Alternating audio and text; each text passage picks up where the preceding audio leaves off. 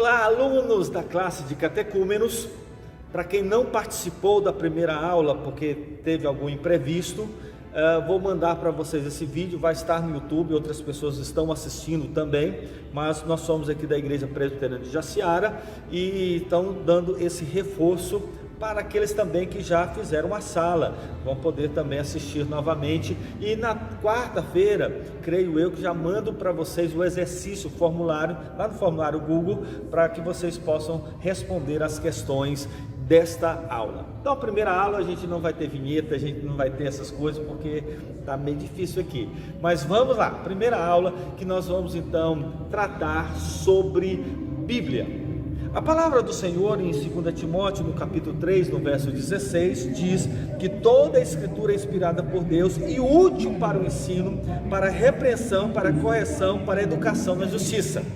Gente, vocês vão ouvir um som meio aqui, externo, desses alto-falantes aqui, é assim mesmo, viu? Vamos com calma, não tem outro jeito não. Então preste atenção aqui, por favor. Bíblia. Quantas vezes aparece a palavra Bíblia na Bíblia? Quantas vezes? 1, 2, 5? Não, ela não aparece nenhuma vez na Bíblia. Por quê? A palavra Bíblia, ela vem do latim, que pegou lá do grego, que significa Bíblia, biblion. Para você entender melhor, você vai numa biblioteca. Numa biblioteca tem o quê? Vários livros. A palavra biblioteca vem de Bíblia. Bíblia são vários livros, é um compêndio de livros. Enfim, a ideia é essa, de ter vários livros. A Bíblia, ela é dividida em duas partes. Tem o Velho Testamento e o Novo Testamento. O Velho Testamento é o que fala antes de Jesus. O Novo Testamento é na época de Jesus e pós-Jesus, quando ele ressuscita, e os apóstolos lá em Atos e as cartas e assim por diante. Então a Bíblia, ela tem 66 livros, sendo que 39 livros no Velho Testamento e 27 livros no Novo Testamento. Uma das coisas que às vezes nós erramos quando nós falamos, por exemplo, fala o nome das Bíblias, Gênesis, Êxodo, Levítico, Deuteronômio, 1 Reis, 2 Reis. Então a gente não pronuncia 2 Reis, e sim 2 Reis, 2 Crônicas e 2 Esther. Segundo Esther é bom, né, gente? Mas por que nós pronunciamos a questão do primeiro e não primeira? No Velho Testamento são livros, então primeiro livros de Reis, segundo livros de Crônicas, segundo e assim por diante. No Novo Testamento, quando a gente fala 1 Coríntios, 2 Coríntios, também está errado. Seria então 1 Coríntios, 2 Coríntios. E por quê? Porque são cartas. Primeira carta aos Coríntios, segunda carta aos Coríntios e assim por diante. Então nós usamos essa expressão. Outra coisa importante também, nós devemos entender que antigamente, agora fugiu aqui o ano, porque a Bíblia, ela não foi escrita da forma como a gente tem hoje, que são divididos em livros, são divididos em capítulos e versículos. Antigamente não tinha isso, gente, há um pouco tempo atrás aí, que eles fizeram isso. Até não vou falar qual foi o século, porque eu posso errar aqui com vocês, mas depois na próxima aula eu passo isso para vocês. Então, foi para melhorar, se fizeram a questão dos livros. Embora que na Bíblia, quando tem essa, por exemplo, aqui estou em Timóteo, aqui fala a inspiração, valor, utilidade das Santas Escrituras. Isso que não é inspirado, o título não é inspirado, o livro também não é inspirado, porque às vezes pode ser que tenha o nome do livro que não seja o autor que nós estamos falando. Quem foi o autor de Filipenses ou coisa assim. Então às vezes, principalmente no Velho Testamento, né, que Jó que escreveu o livro, então tem o nome lá do Jó, mas entendendo que isso não é uma inspiração, o livro em si, aí o conteúdo sim.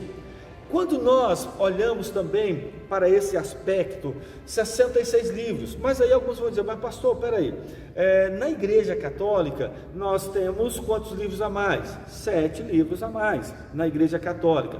E aqui eu quero defender uma tese. Alguns católicos dizem, olha, os evangélicos tiraram os 7 livros da Bíblia, tirar os 7 livros. Não, nós nunca tiramos os 7 livros, porque quando o cânon foi fechado, por volta aí, gente, eu vou passar para vocês depois, mas por volta aí, eu creio que lá do século 5, eu não sei qual é o século, mas foi fechado o cânon bíblico, os 66 livros. O problema é que nesse decorrer da história, a igreja, que era apenas uma igreja, e é verdade, ela começou a se debandar, ela começou a esquecer aquilo que os apóstolos haviam ensinado, aquilo que a própria Bíblia havia ensinado. Tanto é que tem certas coisas que a Bíblia não fala, não vai falar sobre isso. A Bíblia não vai falar, por exemplo, sobre a questão do purgatório. A Bíblia não vai falar sobre algumas doutrinas que a Bíblia nunca falou. Porém, no decorrer da história, para referendar isso, aí lá no século XV, XVI, no século XVI em especial, eles acrescentaram os 7 livros. Então não foi retirado os livros, foi acrescentado os 7 livros que nós chamamos de livros apócrifos, ou livros não canônicos, ou livros não inspirados na nossa concepção. Porque esses livros muitas vezes vão contradizer, eles colocaram justamente para referendar aquilo que eles estavam ensinando, a questão da indulgência e tantas outras coisas, tá bom? Então, nesse sentido, a igreja cristã nunca tirou os 7 livros, a igreja evangélica, mas foi acrescentado os 7 livros, e depois de um bom tempo, quando nós falamos no século XVI, que foi justamente no período da Reforma. A Bíblia, ela é muito interessante, porque para ser escrito, mais ou menos, ela demorou 1500 anos. 1500 anos, olha só que interessante, né, gente? Desde Gênesis, quando Moisés escreve o Pentateuco, que é Gênesis, Êxodo, Levítico, Número e Deuteronômio, quando escreve esses 5 livros, ele vai até Apocalipse, mais ou menos 1500 anos. O extraordinário é justamente isso, porque 1500 anos e mais ou menos 40 homens escreveram a Bíblia. 40 homens, mais ou menos.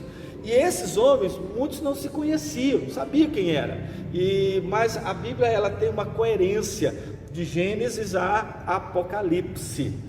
Quando nós entendemos isso, vamos entender também a forma da inspiração, como a Bíblia foi inspirada, como ela foi escrita.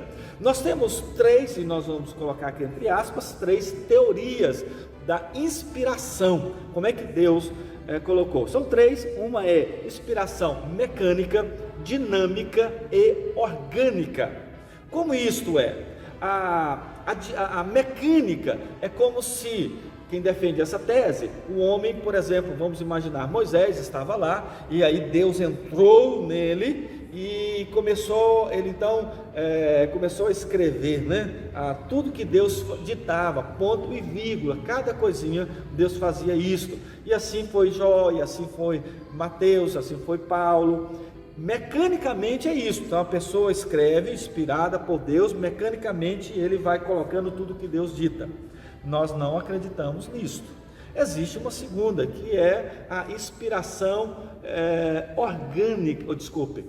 dinâmica, a inspiração dinâmica. Ou seja, na inspiração dinâmica, as pessoas que escreveram a Bíblia, elas amanheceram como se fosse inspirado o poeta, e começou a escrever uma poesia. Então é assim, eles entendem que Moisés acordou cedo e começou a ver, a entender. No princípio criou Deus os céus e a terra era sem forma e vazia, e o Espírito de Deus pairava sobre a terra. Então ele estava inspirado, escreveu, sem a ajuda do Espírito Santo, mas inspirado, e ele escreveu aquilo que estava no coração dele, mas sem a ajuda do Espírito Santo. Isso então é uma inspiração dinâmica. A terceira, e a que nós cremos, que é uma inspiração orgânica. E é interessante isso. A inspiração orgânica significa que esse homem,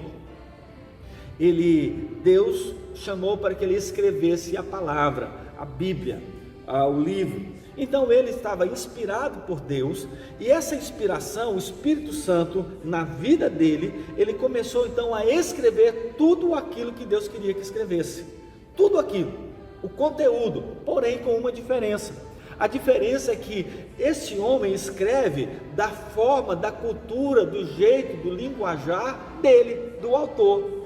Vou dar um exemplo para vocês. No Novo Testamento, quem escreve, o Lucas, que não fez parte dos 12 discípulos, não andou com Jesus, mas ele era historiador, foi ele que escreveu o livro de Atos, e ele também tinha uma profissão, ele era médico.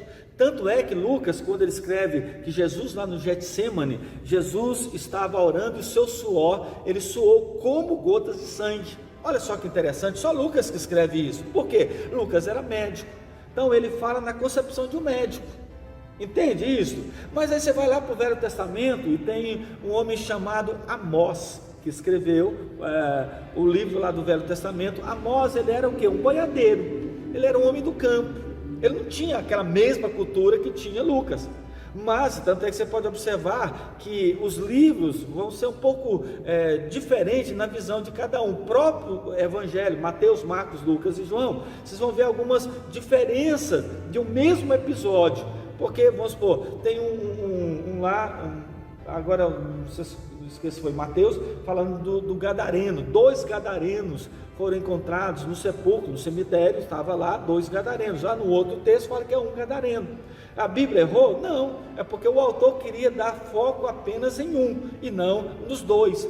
Então Deus usa essas pessoas da forma dele, do jeito dele, dessa cultura. Então a Bíblia foi escrita dessa forma, tá bom? Mas também a Bíblia, ela foi escrita, qual tipo de língua ela foi escrita e por que ela foi escrita dessa forma?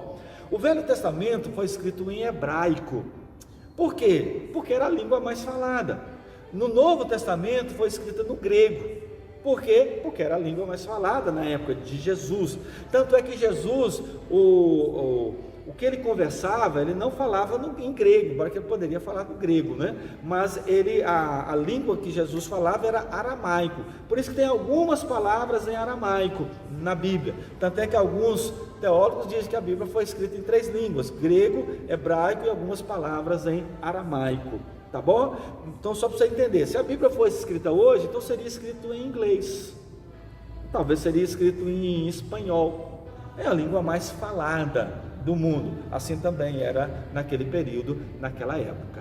Tá bom? Então, quando nós entendemos isto, nós vamos entender que a Bíblia, ela não contém a palavra de Deus. A Bíblia, ela é a palavra de Deus. Tanto é que o texto que nós lemos vai falar que toda a Escritura é inspirada por Deus. Toda a Escritura. Não tem algumas palavras de homem ou palavras de Deus. Toda a Bíblia, ela é inspirada. A Bíblia é a nossa única regra de fé e prática. Nós não cremos na tradição da igreja. Nós não cremos, não, mas porque aconteceu isso, não está na Bíblia. Mas, por isso que nós entendemos que nós buscamos a revelação de Deus, não a revelação em homens, mas a revelação nas Escrituras. A própria Bíblia vai falar que ela é inspirada por Deus e útil para o ensino, para a repreensão, para a correção, para a educação e justiça. Ou seja, Timóteo está dizendo aqui que a Bíblia, ela tem resposta para tudo, revelação para tudo, basta procurar nas Escrituras, ok? Então, entendendo tudo isso, nós vamos entender a importância dela para as nossas vidas. Quando nós entendemos, meus queridos, a importância de nós estudarmos a Bíblia. Por isso, para se você de fato querer se batizar, passar pelo sacramento que é o batismo, você precisa compreender aquilo que você está fazendo. Você tem que entender a Bíblia e estudar a Bíblia, a palavra de Deus, ok? Então esse é o resumo da nossa aula, que foi em 50 minutos, mas hoje a gente vai trabalhar apenas esses 15 minutos, que é um resumo total, tá bom? Gente, olha, que Deus abençoe a vida de vocês, que Deus abra a mente de vocês para entender a palavra e use para a expansão e o crescimento do reino de Deus. Deus abençoe a todos, um grande abraço, em nome de Jesus, amém.